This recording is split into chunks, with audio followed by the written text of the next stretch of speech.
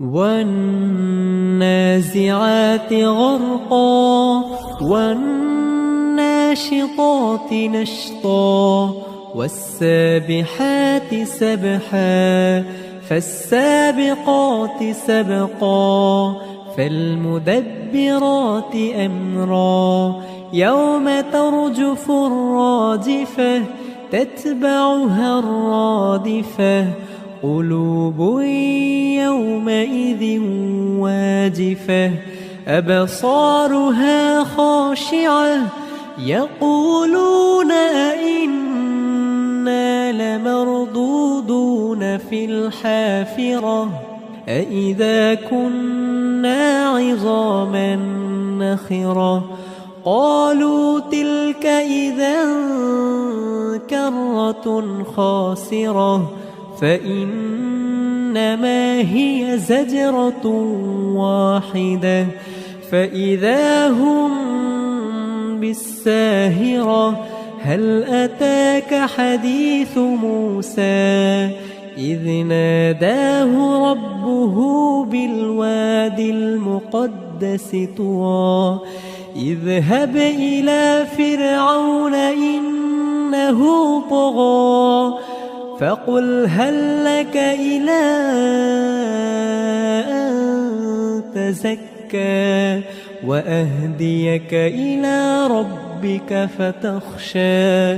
فأراه الآية الكبرى فكذب وعصى ثم أدبر يسعى فحشر فنادى فقال أنا ربكم الأعلى فأخذه الله نكال الآخرة والأولى إن في ذلك لعبرة لمن يخشى أأنتم أشد خلقا أم السماء بناها رفع سمكها فسواها وأغطش ليلها وأخرج ضحاها والأرض بعد ذلك دحاها أخرج منها ماءها ومرعاها والجبال أرساها متاعا لكم ولأنعامكم فإذا جاءت الطامة الكبرى يوم يتذكر الإنسان ما سعى وبرزت الجحيم لمن يرى فأما من طغى وآثر الحياة الدنيا فإن الجحيم هي المأوى وأما من خاف مقام ربه ونهى